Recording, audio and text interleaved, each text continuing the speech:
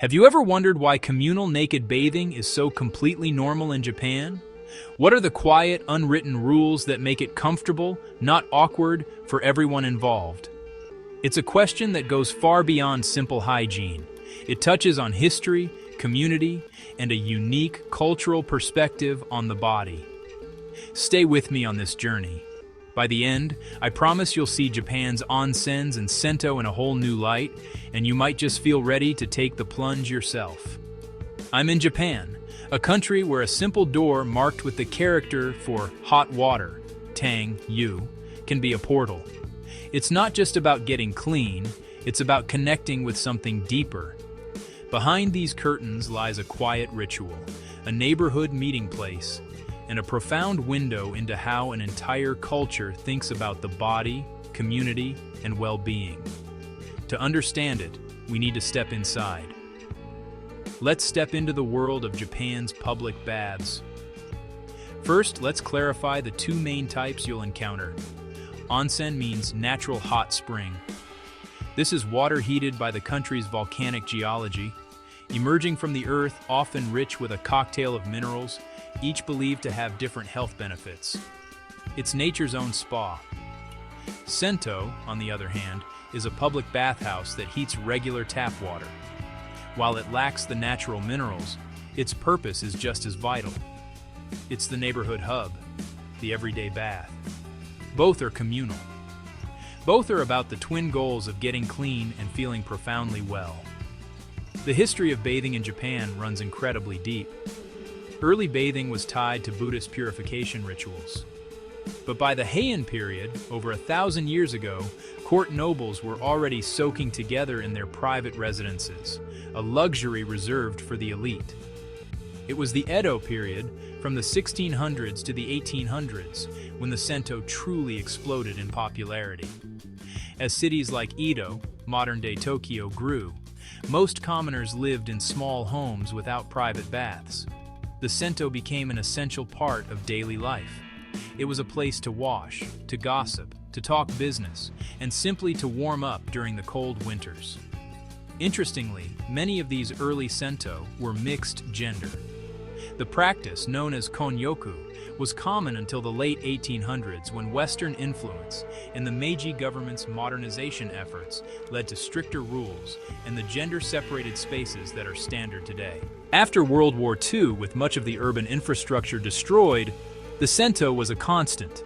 It was cheap, reliable, and a vital social anchor in rebuilding communities. Today, the tradition continues in many forms. You'll find tiny, cherished neighborhood Sento run by the same family for generations, sprawling super Sento that are more like water parks with restaurants and massage services, and of course, tranquil mountain onsens with steam floating into cedar forests. Quick poll. If you had to choose right now, would you go for the natural, mineral-rich serenity of an onsen or the lively, local vibe of a neighborhood Sento? Let me know in the comments. If you're new to this, the etiquette might seem daunting, but it's actually simple, logical, and precise. It's all designed to ensure everyone's comfort and to keep the communal water pure. First, shoes off at the entrance. You'll then pay at the front counter or a ticket machine. Now you head to the changing rooms. Men and women enter separate spaces, traditionally marked by colored Norin curtains, blue for men, red for women. In the changing room, you undress completely. This is key. Swimsuits are not allowed. They're seen as outdoor clothing and unclean for the bath. You're not here to display yourself. You're here to be clean and to relax. You'll have a small towel, often called a modesty towel. You can use this for a bit of cover as you walk from the changing room to the washing area. But remember this crucial rule: that small towel never ever touches the bath water. The most important step comes next. Wash you soak. The large baths are for soaking, not for cleaning. Find an open wash station, which will have a low stool, a faucet, and a shower head. Sit on the stool. Washing while standing can splash your neighbors. Use the provided soap, or your own, and scrub thoroughly. Rinse off every bit of soap from your body. Make sure your hair is clean and rinsed, too. When you're done, it's good manners to quickly rinse your stool and the area around you for the next person. Now finally, the bath. Enter slowly. The water can be very hot, often over 40 degrees Celsius. Once you're in, find a spot to relax. If you have long hair, tie it up so it doesn't touch the water. And that small towel?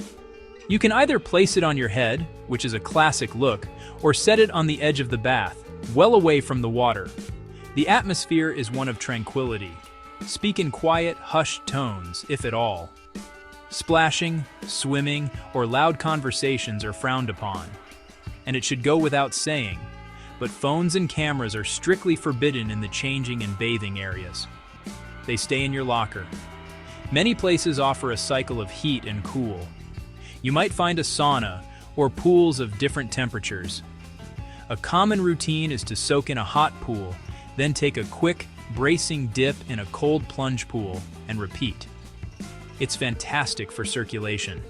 Just remember to rinse off your sweat before re-entering any of the main baths. Now let's talk about a sensitive topic: tattoos. Historically, large tattoos were associated with the Yakuza, or Japanese mafia, which is why they were banned from public baths to keep the spaces feeling safe and family-friendly. But things are changing, especially with the increase in international tourism. The situation is now mixed. Some traditional places still have a strict ban. Many others now allow tattoos, or will ask you to cover small ones with a waterproof seal, which you can buy at convenience stores. The best advice? Check the bathhouse's policy online beforehand. There are many websites dedicated to listing tattoo-friendly locations. Always respect the rules of the establishment. So why is nudity so normalized here, so completely non-sexual? It's because the context is unambiguous and strictly non-sexual. This is a space for hygiene, health, and community. When everyone, without exception, follows the same ritual, wash first, enter quietly, keep the water pure, the body becomes functional and ordinary, not an object of focus. The shared etiquette acts as a powerful social fabric that removes any potential for awkwardness. There's a deep psychology at play, too. Repeated exposure in a respectful, non-judgmental setting fosters a sense of body neutrality. You see every kind of body imaginable: young, old, athletic, not, scarred, wrinkled.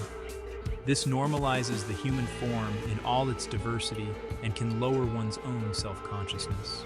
There's a Japanese term, hadaka no tsukiyai, which translates to naked communion. It's the idea that once clothes and the status, wealth, and profession they signify are removed, people can meet as equals. Hierarchies soften in the steam. What has surprised you the most so far? The detailed etiquette, the history, or the psychology of it all? Share your thoughts. For many Japanese people, the bath is a classic third place, a vital social space that is neither home nor work. It's a place to sit with your own thoughts in solitude or to trade a few quiet words with a neighbor. And the health benefits are tangible. It's stress relief you can feel in your bones. The heat improves circulation and relaxes muscles. In an onsen, the specific minerals can soothe joints, improve skin conditions, and ease fatigue. It's a holistic therapy that slows the frantic pace of modern life down to the simple rhythm of your own heartbeat. So, if you're ready to go, here's your first-timer playbook. 1. Bring 2 towels if you can, a small one for washing and modesty, and a larger one for drying off in the changing room. Most places rent them if you forget. 2. Bring your own soap and shampoo, or buy or rent them there. 3. Tie up long hair. 4. Move calmly and don't splash. 5. If you're ever unsure, just watch what the locals do. They are the experts, and copying them is a sign of respect. 6. Hydrate. Drink some water, tea, or even a classic post-bath bottle of milk before you leave. And finally, a simple thank you, arigato gozaimasu, to the staff on your way out is always appreciated. As you step back outside, you'll notice something. The city noise feels a little more distant. Your skin holds a gentle, pleasant heat. Your mind feels clearer. In the steam, the line between your body and the world seems to blur, just for a moment. That is the essence of Japan's public bath culture.